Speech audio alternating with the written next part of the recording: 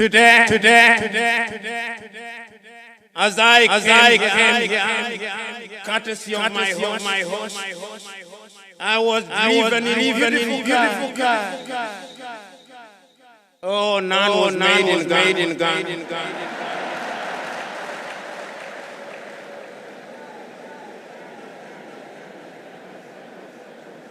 They are made in Japan or Germany. Africa does not produce cars. Ali rise. We are in the business of consuming that we do not produce and producing we do not consume. We must re-examine our education. Yeah, good morning, good afternoon, good evening once again, and I welcome you all to the channel ST7 TV. And as you know, my name is Steve. Thank you for being with us till date. I'm here to leak an information concerning our father, Kennedy Agyapong, concerning a meeting that has been planned to be held by next week before the elections on 31st of January 2026 with someone special, potential, famous, influential to prove to the people of Ghana that indeed he's a visionary man. Please let's go and listen to the person and you understand what I'm trying to say. Please subscribe to the channel, like and share, click on the notification bell for more updates. God bless you. When we regained our independence, or even before, we were told that our names were not good. So that when you are Christianized and you are pippin and you went for baptism and you renounced the devil with all his works, they also said you have to be John, because in their scheme of things it appears that the heavens only recognize John, not Pippin.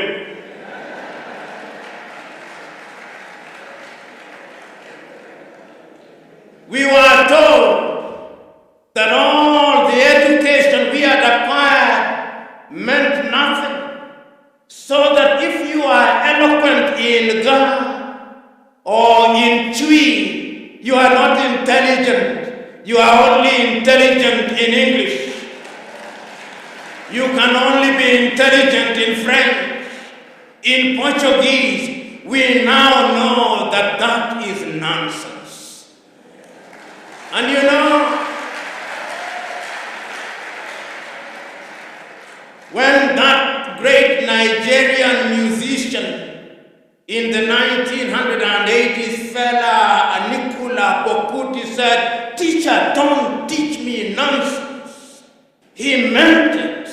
He was reminding us that we must examine our education system.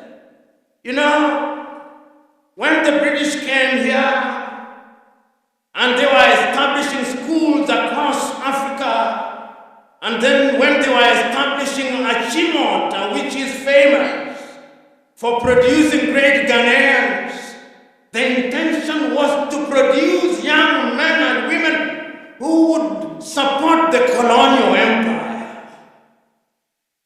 The intention was the same in Uganda with Budo's King's College. It was the same in Kenya with their Lion schools. As Chinua Achebe says, the white man was clever. He came and put a knife in the things that held us together, and things fall apart. And they have remained apart. So today when we come here to talk about education, we come here to remind ourselves that we have urgent business to be undertaken. We have urgent business to be undertaken to remind ourselves that Martin Luther King Jr. is still right. The mind is the standard of the man. Because if the mind cannot imagine, then we cannot realize our potential. So we are here to interrogate our education system. My good friend Samuel Pippin, doing the work that he came to do, to lay the ground, reminded you appropriately that we have now become famous for producing graduates in agriculture, some of whom, if you allow me a little latitude and hyperbole, cannot distinguish between a goat and a sheep.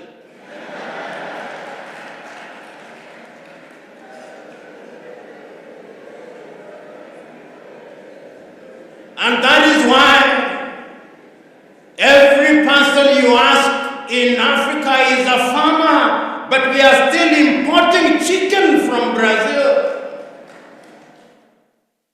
When I sit at the breakfast table in any African country, what am I served with? Nescafe from Nestle in Switzerland. There is not a single coffee bush in Switzerland. When I sit at the breakfast table, cocoa from Nestle, and yet Ghana is the largest producer of cocoa. What happened? We were disrupted. Pippin was right.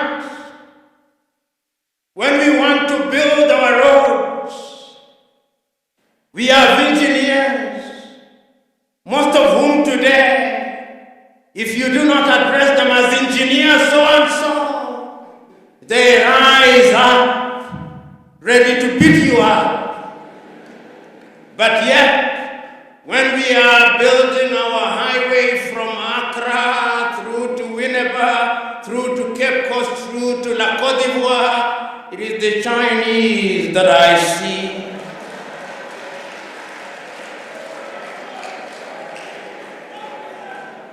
Which calls into question, what type of engineering are we teaching?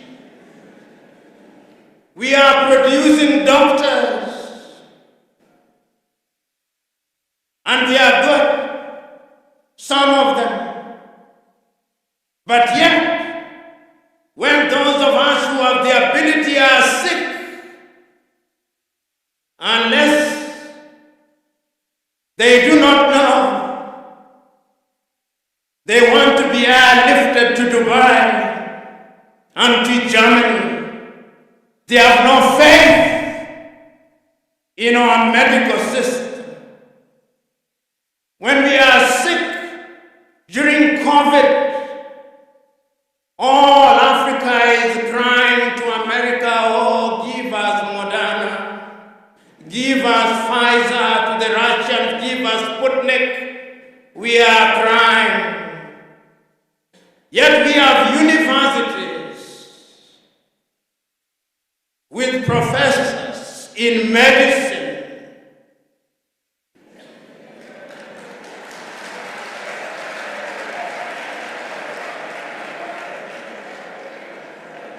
You know, there is a missing link somewhere. Until the day we have the courage to find that missing link, then we are not preparing for the 21st century.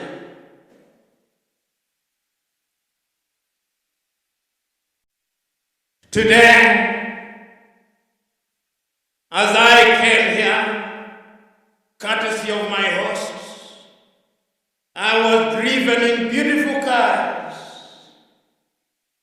Oh, none was made in Ghana.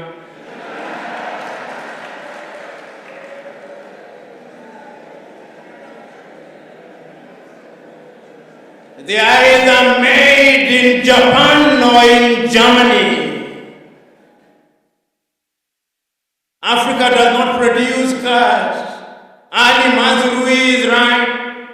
We are in the business of consuming that which we do not produce and producing that which we do not consume. We must re-examine our education system. Even in matters as mundane as sports, which is a multi-billion-dollar industry. The United States of America offers our young men and women scholarships to study sports. Our universities don't. Football is a multi-billion-dollar industry. But yet, when one of the masters of ceremony was speaking in jest, it is not the anthem of Asante Kotoko that he remembered, but that of Liverpool, we shall not walk alone.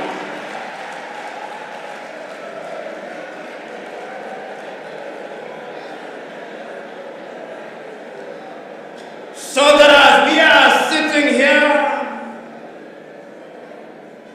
even in the area of sports, which is a whole multi-billion-dollar industry, our young men and women are preoccupied with whether Arsenal beat Real Madrid or Barcelona beat Borussia Dortmund. They do not care whether Hafia Guinea Conakry beat Asante Kotoko. The Osagiefo was right when he said, we may actually solve the economic problem. We may even solve the political problem. But I dare say that the mental problem which was impacted and makes us feel inferior will take a little longer to solve. This was not only said by the Osagiefo himself in 1963.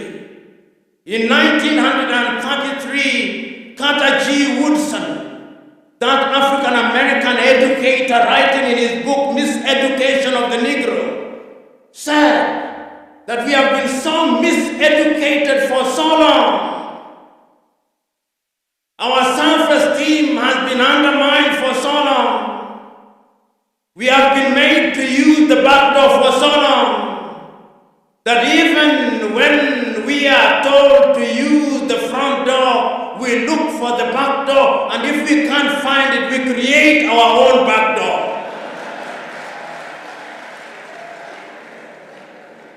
The level of our miseducation is amazing. We must change it in order to enter into the 21st century. You know, Brother Pippin, when you said that our passport, technological passports to the 21st century and visas to boot are expired, you are right. How can we play football on the games of rugby, on the rules of rugby?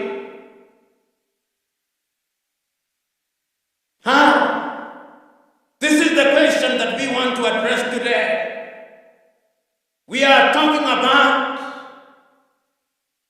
agriculture. And we are saying that we are now using technology to feed ourselves by manipulating the elements. The Chinese are seeding the rain so that it may rain. They have no problem with those of us who pray we must. But this misguided belief by Africans, that when there is no rain we pray and do nothing about it, is completely misguided. The divine instruction was go ye and subdue the world, and subduing the world is by using our minds, by using the knowledge that we have. This is what the universities must ask. If you are a teacher, what kind of a teacher are you?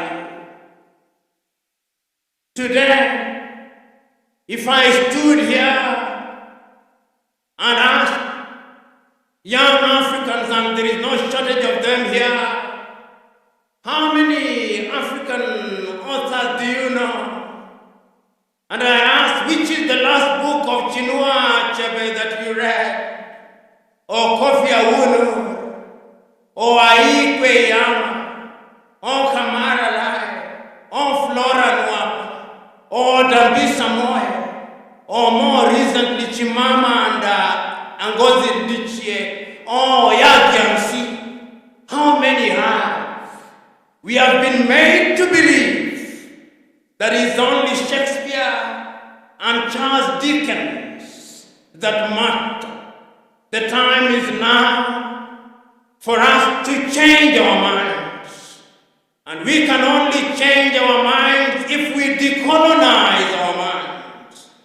Ngugi Iwathiongo, that famous Kenyan writer, says, until the day that we decolonize our minds, we are going nowhere. And Ngugi reminds us that we may have decolonized our countries, but there is something called decoloniality, totally liberating ourselves from the mental chains of the colonizers. You know, the Osagyefo, to whom Africans owe an apology, wrote in his great book, Neo-Colonialism, the last stage of imperialism, and the most dangerous. We are in that stage. That stage when the colonizer still wants us to believe that our literature is inferior, that our science does not exist, that our mathematics does not exist, that we have no medicine to talk about, that we cannot mine beyond galaxy,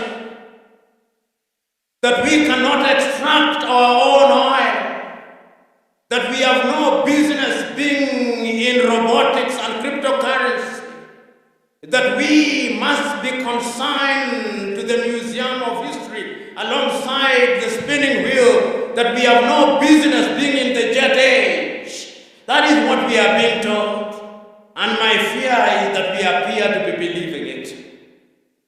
We appear to be believing it because in our institutions of learning, when you look at our curriculum and you look at the curriculum of a number of countries in the Middle Ages, there is no difference.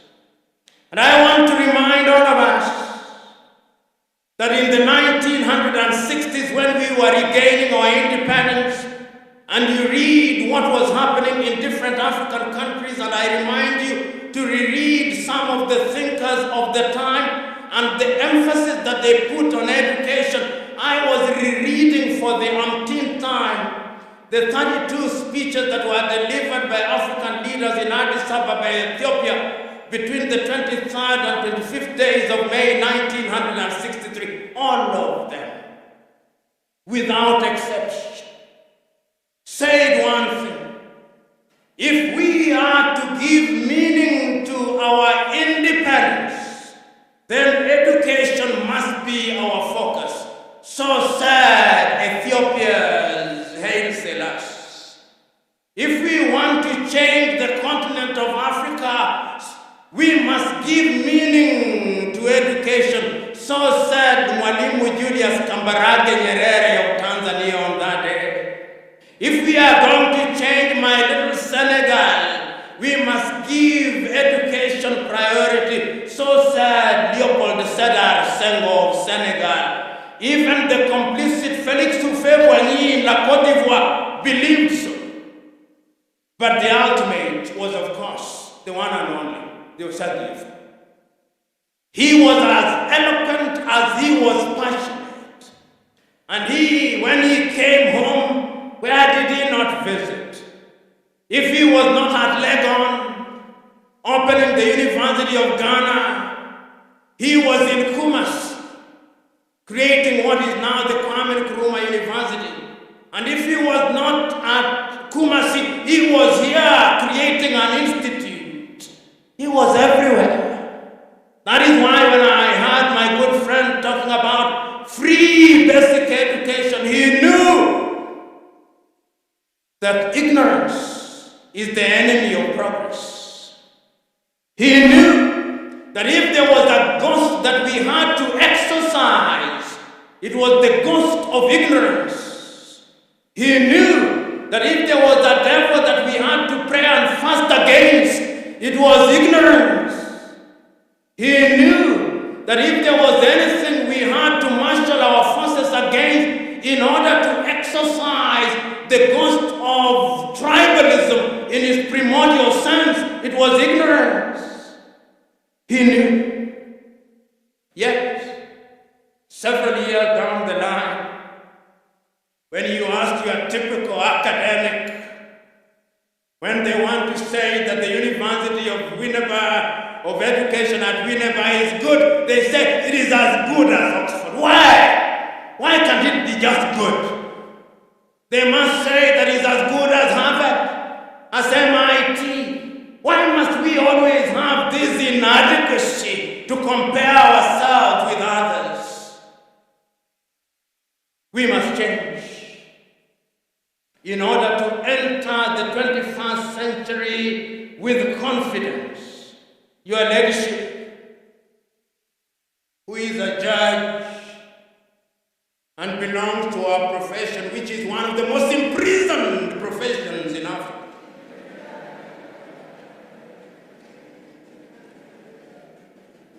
When you see our judges dressing, they still dress like Father Christmas.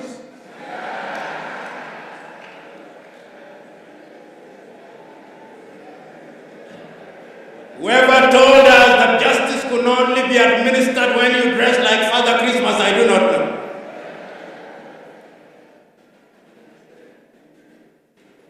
And when we are citing, even deciding a matter on land law in Ghana, in Cape Coast, we still want to cite some decision that was made by some English judge in the 13th century, as if we did not have our own land law.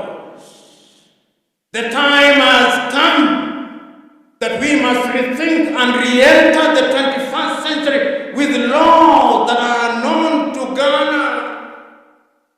Ask the Ghana if they do not have laws that if we refine cannot lead us into the 21st century. Ask the Akan people if they do not have such laws. Ask the Fante people if they do not. Ask the Ever if they do not. They do. We live in a world where we are so mentally captured that those of you in the middle class, your greatest claim to fame is that my daughter can no longer speak Chui and is meant to be a badge of honor. It is a badge of complete colonial conquest. And we cannot enter the 21st century with that mindset. Go to the countries in the Scandinavia, which we can dare compare ourselves with. Go to Denmark, they teach in Danish. Go to Norway, they teach in Norwegian. Go to Sweden, they teach in Swedish. Go to Finland, they teach in Finnish. Go to Korea, they teach in Korean. Go to China, they teach in Chinese. Go to Japan, they teach in Japanese. Then they meet the world. But you and me, here I am waxing eloquent in English.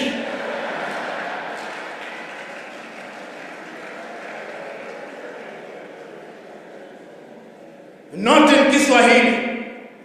We must reform our curriculum.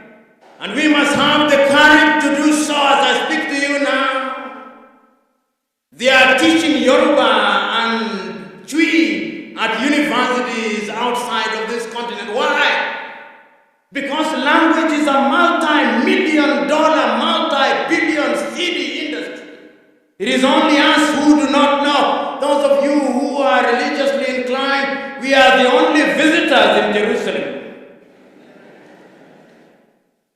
So, brothers and sisters, we are here to remind ourselves that there is urgent business to be undertaken. We are here to remind ourselves that we had a good past. We are here to remind ourselves that others came and through slavery they disrupted that past. That they did not stop there, that they came again under colonization, and this time they disrupted us so very thoroughly and took away even the most precious of things, our confidence.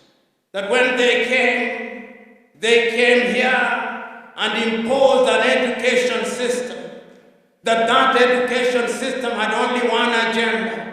The agenda was to create men and women, if they were the English who colonized you, who could speak English and be their clerks.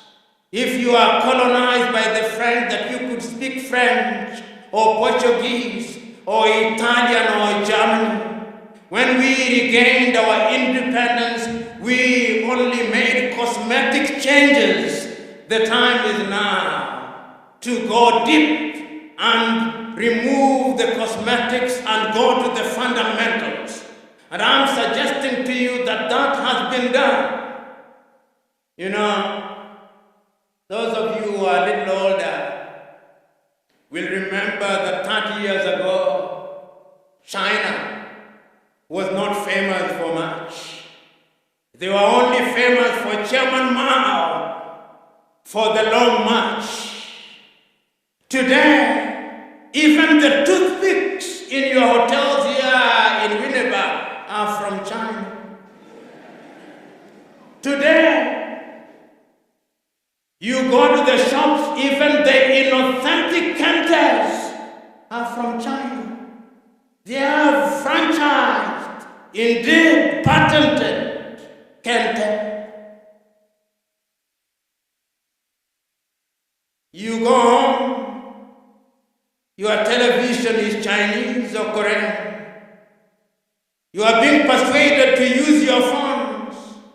I suspect you are either using Samsung or Huawei. What did China do 30 years ago? They made a decision that we are going to change our education system. And they changed the education system. They engaged in agriculture. They engaged in technology. They engaged in medicine.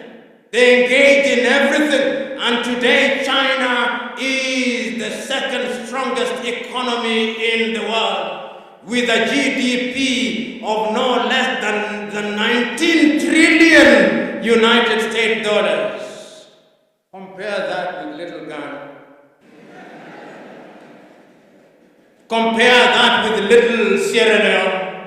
Compare that with little Kenya, with little all these countries. What they did was to change their minds in order to change their future. And that is why when we are building roads, whether it's in Nairobi, Kenya, or in Accra, Ghana, or in Dar es Salaam in Tanzania, or in Senegal, or in Ouagadougou in Burkina Faso, or Bamako in Mali, or Harare in Zimbabwe, or in Zambia, who do we find? Chinese. Because they changed their minds. The time is now for us to change our minds. The academics who are here must agree with me that we have sinned and fallen short of the expectations of our countries. And that the time is now to say that we should be forgiven. And if our generation committed those mortal sins, you out there must not repeat those mistakes. You must not repeat those mistakes. You must use use the examples and the experience so that you do not step on the landmines that we stepped on. That is why Chinua Achebe said, where are the young suckers that will grow when the old banana dies? These are old bananas. You are the young suckers. So rise up. Africa is not expecting you to engage in a perpetual state of lamentation. No, lamentation will not help you. And I want to remind you that when you are here in Ghana, don't compete with Liberia, you will beat Liberia. Don't compete with Benin, don't compete with Togo, don't compete with La Côte d'Ivoire, don't compete with all these little African dwarfs. Compete with giants. And when Ghana wakes up, this Ghana, sometimes when I think about Ghana, I think about Kwame Nkrumah. And you think about his books, Dark Days in Ghana, Letters from Conakry. When the Osagyefo is so close yet so far, his ideas dead, his books banned until Ignatius Kutu Agyapong comes. It is only in the year 2013 that Nkosazana and Dlamini Zuma, the then chair of African Commission, writes a letter of apology to Kwame Nkrumah. I urge you to read it. He tells Kwame, you are right. Everybody was wrong when you said we must unite and change our education system in order to compete. That is Nkosazana and Dlamini Zuma. Today, the Osagyefo is here telling us, let us change. He said it in 1963 in Addis Ababa, Ethiopia. He said it in 1964 in Cairo, Egypt. He said it in 1965 in Accra, Ghana.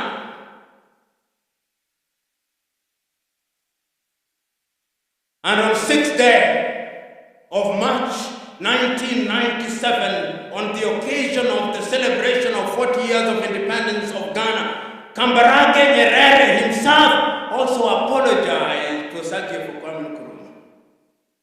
He said, you are right, we were wrong. Today I'm saying that we cannot remain imprisoned in history and lamentation. That is why it is still true for you Ghanaians. Nkrumah is dead, but Nkrumah never dies.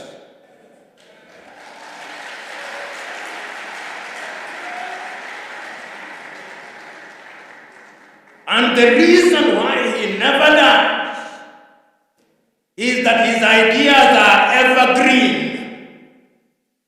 You tell who among you here is courageous enough to stand up and contradict me when I say what we are saying here was said by Kwame Nkrumah in 1955. Who among you? Who among you here is courageous enough to tell me that Nkrumah did not think about education of a different kind when he was instituting the University at Legon? Who amongst us? That he was right when he established the Kwame Nkrumah University in Kumasi, that he was right when he instituted the institute out of which grew the University of Education at Winneba. Who amongst you can contradict me? So if he was right, he did not have the advantage of the technology that you have. No. There was no WhatsApp, there was no Twitter or X, there was no Instagram, there was only Telegraph. But he was able to marshal the entire black community throughout the world and give meaning to education. What can you and me not do if we mean to do it? So you young men who are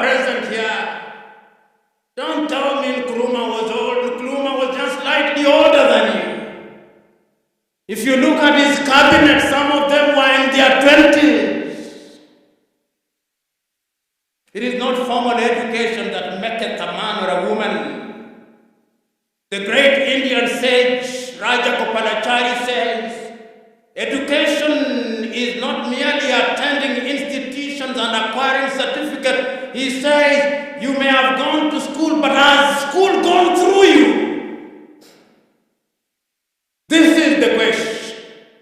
So, ladies and gentlemen, here today, we are here to tell ourselves ad nauseum that the mother continent can change, and she will change. She will change, and when I look at the future and I hold all factors constant, I see an Africa whose young men and women are educated and their education is about innovation and invention. I see such an Africa. I see an Africa whose sons and daughters will be leaders in cryptocurrency. I see that Africa. I see an Africa where all the cars running from Addis Ababa in Ethiopia to Banjul in the Gambia will either be made in Togo, Burkina Faso, or Uganda. I see that Africa. I see an Africa where the Ghanaian doctors who are running hospitals in the United States and in the United Kingdom will have the courage to come back home because there is something called a hospital where they can do their trade. I see such an Africa. I see an Africa where we will have our own satellites that are launched next to Elmina Castle and then go out there in the orbit, and we shall not be depending on Vodafone. I see such an Africa. I see an Africa where we will be able to produce enough rice, enough cocoa, and enough gold, and we will process it here, and that you will be selling it to Nairobi, Kenya, Dar es Salaam in Tanzania, and it will not be necessary to look to the outside world. I see such an Africa. I see an Africa where, apart from Kiswahili, one of the languages that will be spoken will be Twi or Ebe or Gaha. I see such an Africa. That Africa is possible. It is possible, Honorable Minister for Education, when at your next meeting you think outside of the box, or preferably without reference to the box. I see an Africa where we will give practical meaning to Africa Agenda 2063, not merely as a point of reference, but as a practical reality. I see an Africa where there is Africa Continental Free Trade Area, and the majority of students here at Winneba will be drawn from Togo, from Benin, from Gabon. I see an Africa where our kith and kin in Martinique, in Guadeloupe, and Barbados, Antigua, and Barbuda will be coming here. I see that happen. That is why, when I have such foresight, wisdom not only requires but dictates that I stop. Because going beyond that would be flogging a dead horse. I see an Africa that gives meaning to those words of the Osagyefo Kwame Nkrumah, written in his book, Africa Must Unite, that Africa needs a new citizen. Are you those citizens that the Osagyefo was talking about? Are you? Do you have values? Do you have passion? Do you have dedication? Do you have love? Do you have imagination? Do you have the spirit of innovation? Do you have the spirit of invention? If that is true, then I have no fear for Africa. So go out there and amaze